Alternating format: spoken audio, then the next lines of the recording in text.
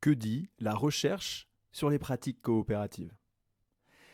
Il s'agit par cette vidéo de très humblement reprendre la synthèse des travaux d'analyse menés sur la question par Catherine Reverdy.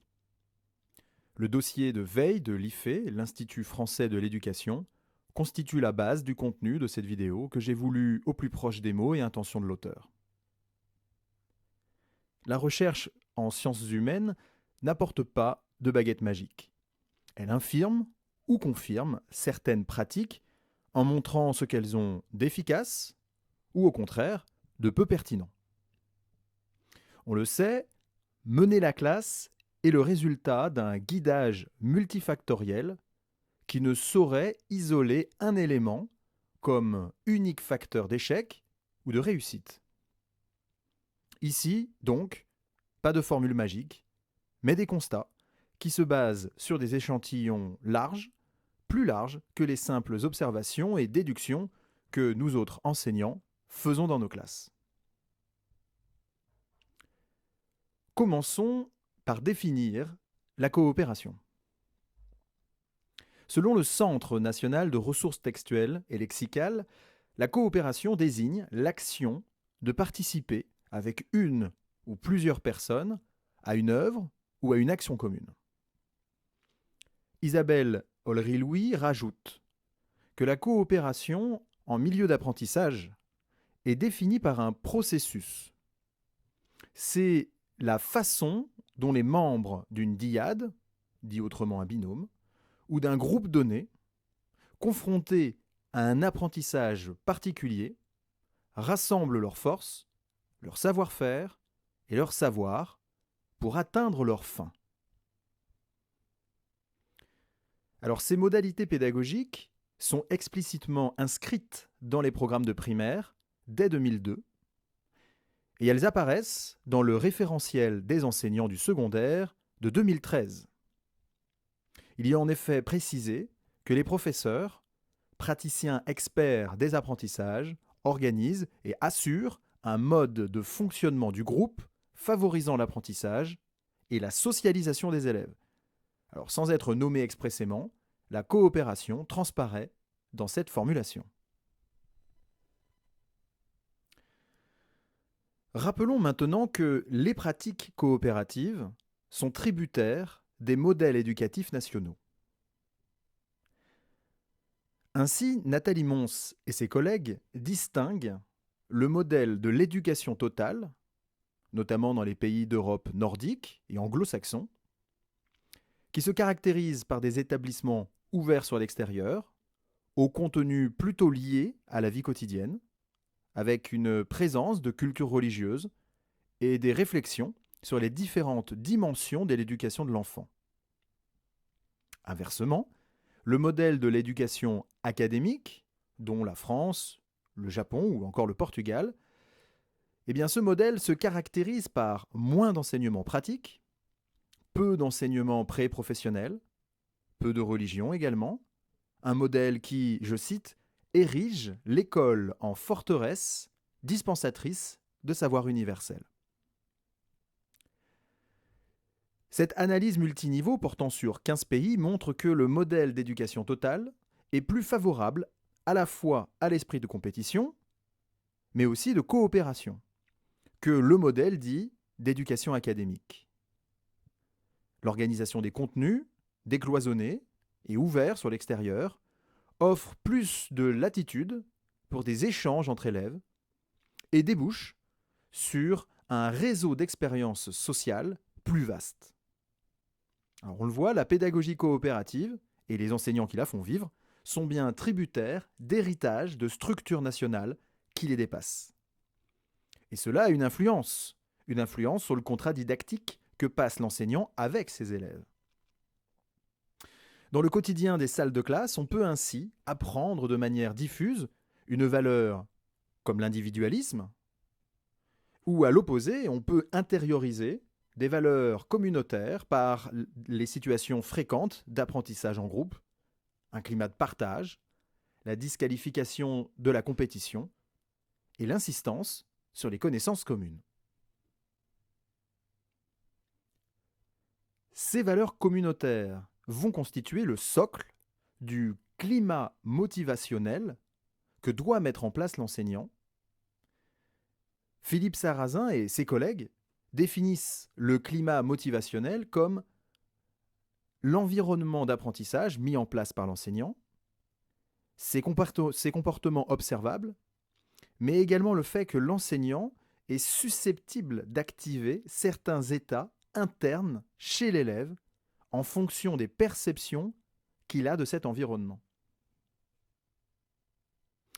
Dit autrement, c'est comment l'enseignant transforme son climat pédagogique vers un climat coopératif.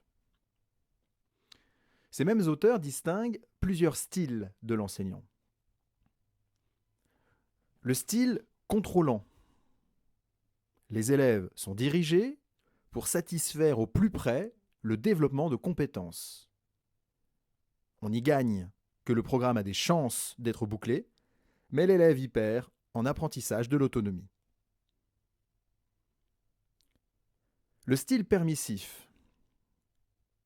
Là, l'élève gagne en autonomie, mais risque de s'éloigner des compétences du programme, avec notamment un risque pour les années de certification.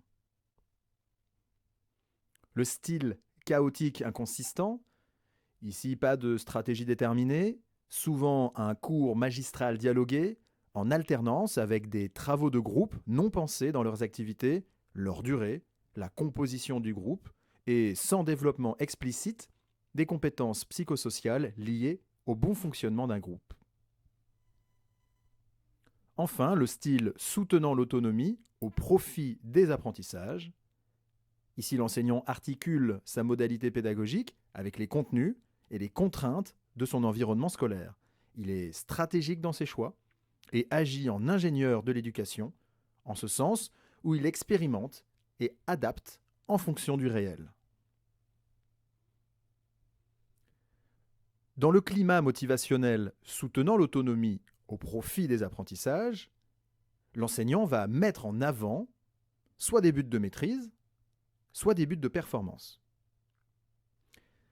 Dit autrement, l'élève doit ressentir dans ses apprentissages que ce qui compte, c'est l'acquisition de savoir et de compétences. L'élève va alors développer une motivation bien différente.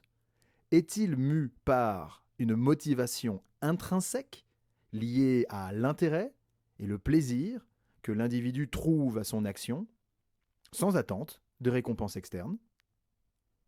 Ou est-il mu par une motivation extrinsèque quand l'action est provoquée par une circonstance extérieure, telle la punition ou une récompense, ou bien encore la pression sociale? Toutefois, il faut rester attentif à la composition de sa classe. Un élève qui aime la comparaison sociale, du fait de son histoire scolaire, ou de son histoire familiale, ou bien des deux, sera plus motivé dans un contexte de compétition. Il faut donc faire coexister dans la classe les buts de maîtrise et de performance pour ne pas laisser de côté des élèves habitués à la récompense sociale, qu'il s'agisse d'élèves en réussite ou d'élèves en échec d'ailleurs. Dans ce cas, les effets potentiellement négatifs d'un climat de compétition seront atténués par ceux du climat de maîtrise.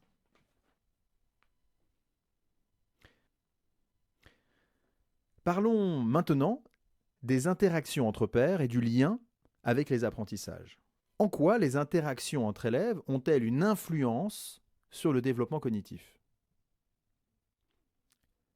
On entend par interaction, en regroupant les vues de Robert Vian et Michael Becker, une suite d'actions conflictuelles et ou coopératives, verbales ou non verbales, qui sont interdépendantes et qui s'influencent mutuellement. Ces interactions, nombreuses dans les pratiques coopératives, sont-elles source d'apprentissage? La réponse est à la croisée entre les neurosciences, la psychologie sociale et la psychologie du développement. Rappelons que la théorie de la construction des connaissances de Piaget soutient que l'individu construit ses connaissances par le biais de l'expérimentation et de la découverte. Le socio-constructivisme de Vygotsky et Brunner prolonge cette pensée et place davantage la focale sur l'importance de l'environnement social et culturel de l'apprentissage. Alors pour ces psychologues en développement, l'environnement permet une assimilation de connaissances par accommodation avec son savoir préexistant. Eh bien, c'est dans cette mouvance que les chercheurs de l'école de Genève vont développer dans les années 90 le concept très utilisé en recherche en éducation de conflit socio-cognitif. Qu'appelle-t-on ce conflit socio-cognitif ? C'est un mécanisme positif de construction cognitive qui se déclenche en présence de pairs à la condition d'avoir un conflit de réponses et un désaccord social. Alors une construction admise est contredite par un pair légitime dans une argumentation cohérente. Et dans ce cas, la régulation du conflit ne s'effectue plus simplement par un changement de réponse socialement manifeste, assurant la réduction du conflit, mais au contraire, par un changement plus fondamental, résultat d'une réorganisation cognitive consistant en une coordination nouvelle des points de vue. Eh bien, c'est bien cela que visent à produire les pratiques coopératives, une coordination nouvelle des points de vue, l'ajustement d'une connaissance dans un réseau de savoir. Les recherches en neurosciences confirment le conflit socio-cognitif comme un élément de construction du savoir. On est capable d'observer la réorganisation des systèmes neuronaux lorsqu'une hypothèse, préalablement formulée par le sujet, est confrontée à une réalité différente à son pronostic. On observe alors une adaptation du système neuronal qui, très concrètement, crée de nouvelles jonctions synaptiques qui prennent en compte cette nouvelle réalité en se réajustant et en complexifiant le réseau de connaissances. Tout cela confirme que les interactions entre pairs favorisent les apprentissages. Mais en classe, comment savoir s'il y a ou non apprentissage ? Et s'il y a eu apprentissage, quelles traces peut-on observer quand les élèves discutent entre eux ? Selon Annick Weibarret, il n'y a pas de traces concrètes, seulement des indices, sous la forme d'interventions verbales ou non verbales. On peut observer, au niveau interindividuel, la distribution des rôles, formels ou informels. On peut observer au niveau intra-individuel l'évolution des conduites au fur et à mesure des interactions. Et enfin, au niveau de l'interaction elle-même, c'est-à-dire observer le dynamisme du groupe selon le degré d'implication de ses membres. Finalement, la mesure la plus objective que l'on ait, c'est l'observation de l'intertextualité, c'est-à-dire la façon dont les interventions langagières se construisent les unes à partir des autres.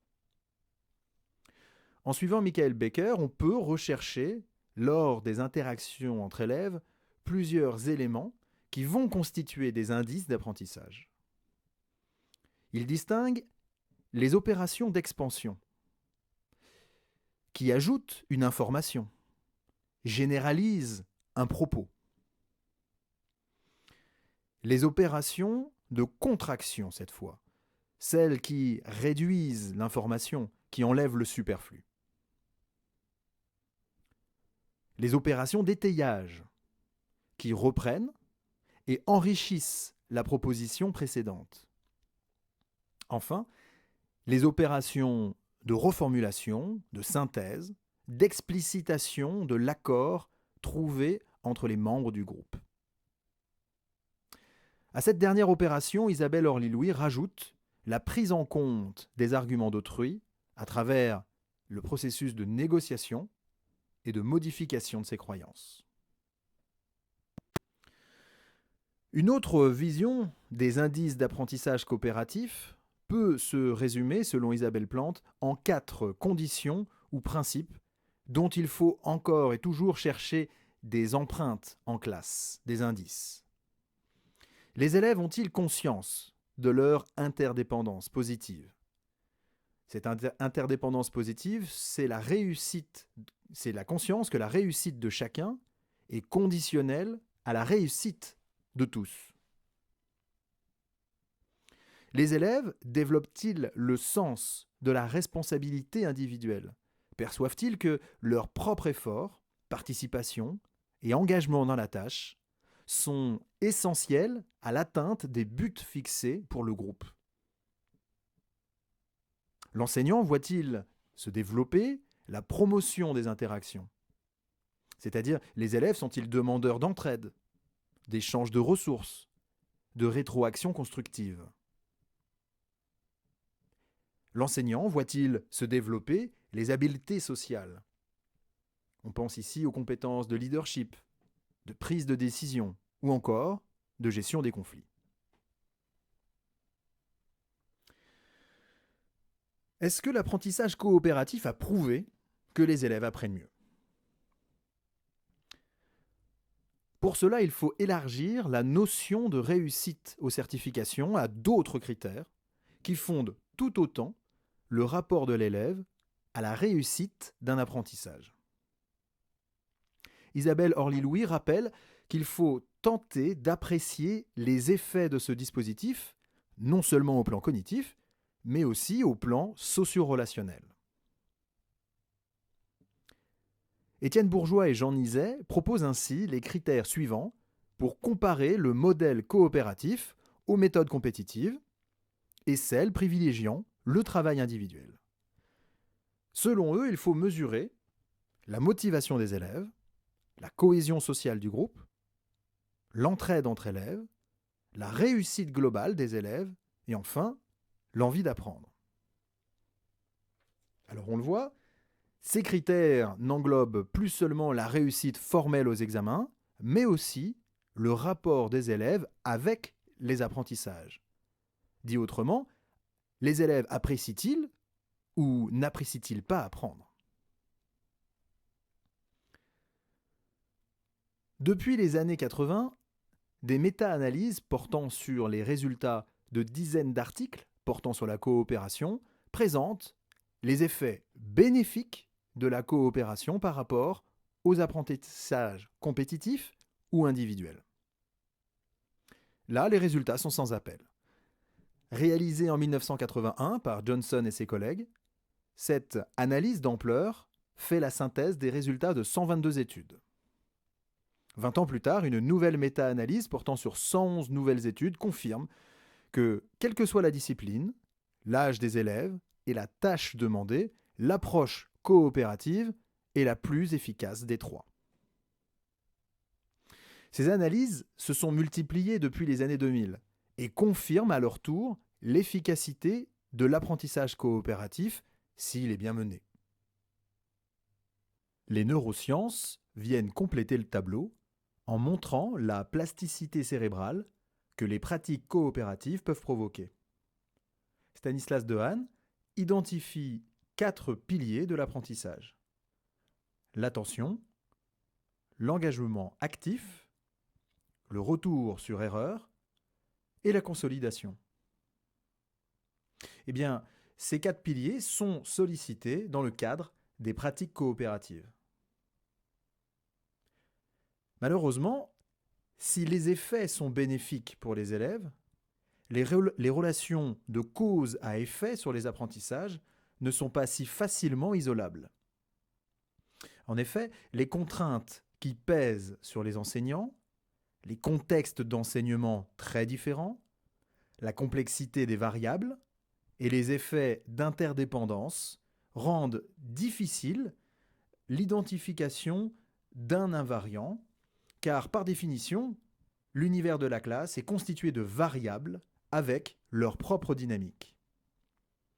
Michael Becker rajoute qu'il s'agit bien ici de la nature fondamentalement socio-cognitive de l'interaction, pour laquelle la causalité des processus sociaux et cognitifs est au moins circulaire et peut-être encore plus complexe. Bref, pas de recette évaluable en termes d'apprentissage, car nous ne sommes pas face à des variables isolables, mais comme l'appelle Michael Baker, plutôt un réseau d'influences mutuelles complexes. Comment mettre en place des situations de coopération dans la classe? Le rôle de l'enseignant, véritable chef d'orchestre, est central, car c'est à lui que revient la charge de l'organisation en amont, pendant et après la séance de travail coopératif. Alain Baudry précise que la place d'un enseignant est celle d'un ingénieur de l'apprentissage coopératif et non celle d'un simple technicien qui appliquerait une méthode prédéterminée. L'enseignant observe, anime et régule le processus interactif et intervient si nécessaire. Coopérer pour apprendre nécessite pour les élèves d'acquérir explicitement des habiletés de coopération dans un climat de classe globalement favorable à la coopération. Il faut, selon Yviane Rouillet, d'abord penser à assurer des interactions de qualité avant de songer à des effets sur les apprentissages. Concrètement, il faut développer des valeurs sous-jacentes à la coopération, créer un climat affectif positif, développer les habiletés de coopération et l'esprit d'équipe, multiplier les situations de conflits socio-cognitifs, de verbalisation, d'échafaudage de connaissances. Les conseils de coopération, jeux de coopération et non de compétition, les groupes d'investigation et la médiation par les pairs vont développer les valeurs de l'entraide, d'engagement, de solidarité, de confiance, de partage, de respect et de plaisir. Voyons maintenant l'épineuse question du groupe. Pourquoi les enseignants craignent-ils le travail en groupe? D'après Ed Benz et ses collègues, plusieurs éléments cristallisent les difficultés. Le sentiment de perte de contrôle, la crainte de la perte de temps, en particulier pour les élèves les plus faibles, le risque d'exposer les élèves les plus faibles au jugement des autres, ne pas croire réellement aux capacités de ces élèves à travailler en groupe et à apprendre par eux-mêmes sans l'intercession de l'enseignant. Il apparaît qu'il y a une différence cruciale entre mettre simplement les élèves en groupe et structurer la coopération parmi eux. Alors, que dit la recherche? Sur la taille du groupe notamment, pour commencer. 2, 4, plus.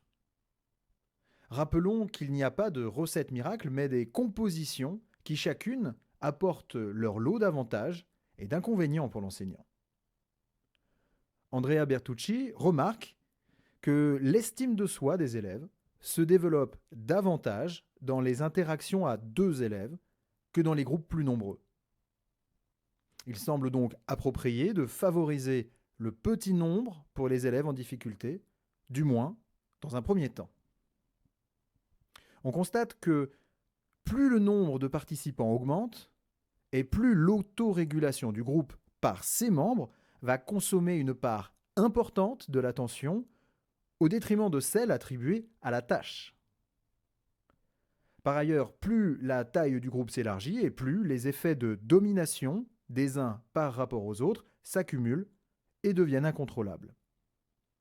On parle alors de consensus de complaisance, où la prise de décision du groupe est contrainte par les relations amicales ou conflictuelles que les membres entretiennent.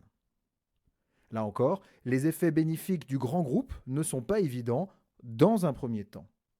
Finalement, l'enseignant va pouvoir agrandir les groupes dès lors que les pratiques coopératives deviennent routinières, car les membres seront initiés au processus de fonctionnement de la vie du groupe. Faut-il composer les groupes selon leurs affinités? Groupe d'amis ou pas?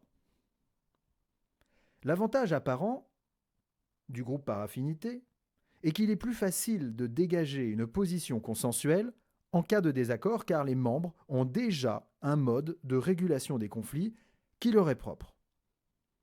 Le principal inconvénient, souligne Alain Baudrit, réside dans le fait que des routines et des habitudes s'installent vite avec une répartition des tâches convenue et une acceptation facile de travailler à la place des autres. Bref, les élèves deviennent tributaires les uns des autres et vont moins se frotter aux tâches cognitives de haut niveau par un effet de délégation amicale. Globalement, cela revient à dire qu'ils vont moins sortir de leur zone de confort. Il apparaît qu'une organisation alternant composition de groupes par affinité et groupes en dehors des affinités est favorable, notamment si le climat de la classe le permet et que des routines de fonctionnement sont déjà établies. Faut-il des groupes homogènes ou hétérogènes? Les perspectives psychologiques piagétiennes et vygotskiennes soutiennent, toutes les deux, l'idée que les interactions sont plus efficaces si un des partenaires est plus avancé. Les études menées par Alain Baudrit et Marie-Anne Hugon confirment que l'asymétrie des groupes est censée favoriser les occasions du conflit socio-cognitif, à la fois pour ceux dont les résultats sont les plus faibles, car ils profitent de la maîtrise de ceux dont les résultats sont les plus forts, qui peuvent, à leur tour, consolider leur apprentissage en expliquant aux autres. Pour prolonger cette réflexion sur les travaux en groupe, on peut renvoyer à l'ouvrage de Philippe Mérieux, Apprendre en groupe, ou encore à son excellent article intitulé Groupe et apprentissage. Alors on le comprend, la composition des groupes peut s'avérer très complexe. C'est pourquoi Peter Blatchford estime que, face à ce réseau de conditions complexes, l'enseignant peut alléger son organisation en laissant le hasard former les groupes. Parfois, le hasard offre des résultats étonnants et décrispe la question de la formation du groupe, notamment à l'adolescence. Dans le même sens, laisser la possibilité aux élèves de travailler individuellement en dehors de tout groupe soulage aussi l'enseignant de la régulation du fonctionnement des groupes, tout en laissant une part de liberté, de choix d'organisation aux élèves désireux de travailler individuellement. Une autre question par rapport à la gestion des groupes porte sur la stabilité du groupe. Faut-il veiller à leur stabilité ou, au contraire, mettre en jeu une certaine alternance? Toujours selon Peter Blatchford, il semblerait profitable, au début, de contrôler la stabilité des groupes pour leur laisser le temps de construire des habitudes de travail.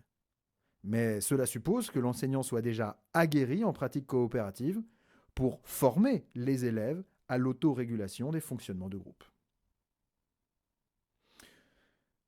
Enfin, se pose la question des supports. Chaque groupe doit-il travailler sur des supports identiques ou complémentaires? Il apparaît que les supports complémentaires favorisent les interactions dans et hors la classe. Mais la constitution des dossiers est alors une charge supplémentaire qui pèse sur l'enseignant. Une étude menée par Céline Buch montre que l'enseignant doit être particulièrement vigilant si les groupes de travail travaillent donc sur des documents différents. L'enseignant doit alors être très vigilant à bien garantir la qualité de la transmission des informations finales en fin de travaux. Il faut s'assurer que tous les élèves aient bien compris la même chose et soient à la même hauteur d'information face aux apprentissages essentiels que la tâche voulait transmettre. Alors, on l'a compris, les travaux en groupe requièrent pour les élèves d'apprendre en le faisant à gérer le fonctionnement et dynamique de la vie d'un groupe. C'est une des difficultés perçues par les enseignants. Apprendre aux élèves à coopérer. Ces compétences psychosociales non académiques, appelées également transversales ou encore les savoirs en actes, sont regroupées depuis 1992 par l'OMS en 5 couples. Savoir résoudre les problèmes et savoir prendre des décisions. Avoir une pensée critique et avoir une pensée créative. Savoir communiquer efficacement et être habile dans les relations interpersonnelles. Avoir conscience de soi et avoir de l'empathie pour les autres. Enfin, savoir gérer son stress, mais également savoir gérer ses émotions. Les habiletés à communiquer, à s'écouter, à s'encourager, à questionner les autres membres du groupe se retrouvent au niveau de l'apprentissage coopératif dans la notion d'interdépendance positive, puisque chaque membre du groupe doit posséder ses qualités pour pouvoir compter sur celles des autres. Pour Robin Gillies, à l'intérieur d'un groupe, les élèves apprennent déjà à écouter ce que les autres ont à dire, à partager des idées et des ressources, à poser des questions, à critiquer les idées des autres et à utiliser leurs idées pour raisonner et résoudre des problèmes ensemble. L'étude menée par Ed Benz et ses collègues montre que la formation au travail coopératif permet aux élèves de résoudre plus rapidement les difficultés à travailler ensemble pour se concentrer ensuite sur la tâche d'apprentissage. Si l'étape d'apprendre à coopérer n'est pas faite par l'enseignant avant le travail coopératif, elle se fera de toute façon lors du travail lui-même. L'enseignant peut alors, en fin de séance, questionner les pratiques mises en place dans les groupes pour en tirer une analyse du fonctionnement par les élèves. Peter Blatchford regrette d'ailleurs que les enseignants se focalisent plus souvent sur l'activité que les élèves ont à réaliser que sur le processus même du travail en groupe. Est-ce que tous les apprentissages doivent être organisés dans une pratique coopérative ? On vous conseille l'excellente conférence d'André Tricot, visible sur YouTube à partir des mots-clés suivants: innovation pédagogique, mythe et réalité. On y entend ce chercheur questionner l'affirmation « être actif et faire manipuler permet de mieux faire apprendre ». Cette affirmation est ancienne. On la trouve déjà chez Platon et bien sûr dans le courant de l'éducation nouvelle, autour notamment de Maria Montessori ou encore Célestin Freinet. Il faut toutefois prendre garde à une certaine confusion dans la réception par les enseignants de ces principes.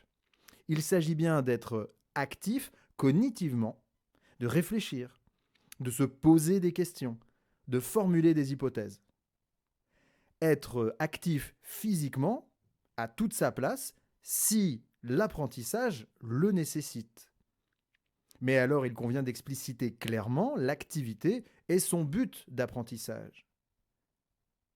Si le but d'apprentissage ne requiert pas de manipulation, il peut être ambigu, du point de vue de l'élève, que l'enseignant rajoute dans son organisation une modalité qui va, en réalité, faire obstacle à l'apprentissage, car l'élève risque de retenir la tâche pour elle-même, plutôt que l'intérêt de la tâche.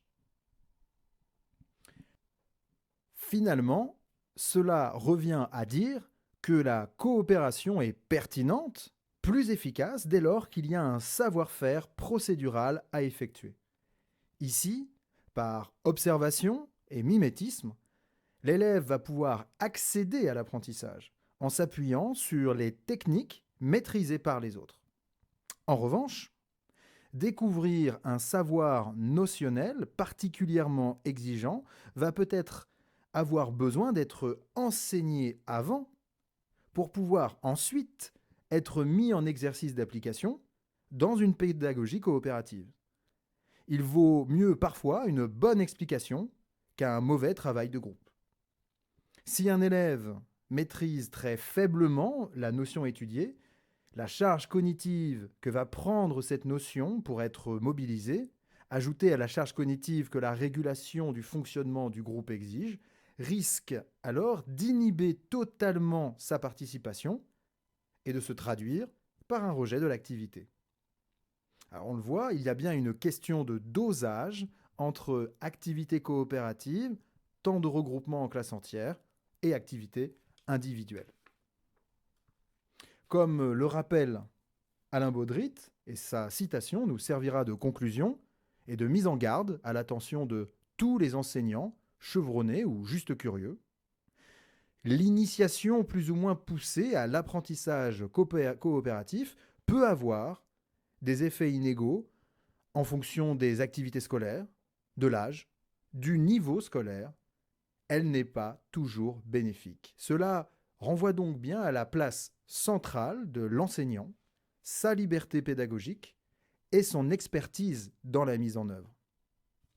Venir à la pédagogie coopérative portée par une motivation généreuse constitue le premier pas de l'enseignant, mais cela doit se prolonger par une réflexion faite d'aller et retour sur ces gestes professionnels entre pratique et questionnement. Alors voilà, cette revue de littérature sur la coopération entre élèves est terminée. Je rappelle que je me suis basé sur le dossier d'actualité Veille et analyse de l'Institut français d'éducation, réalisé par Catherine Reverdy, accessible sur le site de l'IFE. Pour aller plus loin, voici une autre revue de littérature des dossiers de veille et analyse que je vous conseille, Les effets des pratiques pédagogiques sur les apprentissages, rédigé par Annie Féfan en 2011, également accessible sur le site de l'IFE.